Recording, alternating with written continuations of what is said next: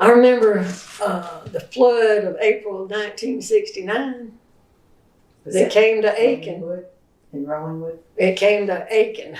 Rollingwood got flooded, but at the Aiken Hospital, that night it was so bad we had water coming down the walls. It had flooded so much at the hospital.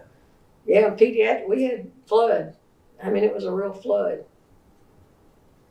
So it was a hurricane or just? It was just storms. It was just rainstorms. I think it was like 10 or 11 inches of rain. It was just real heavy rain.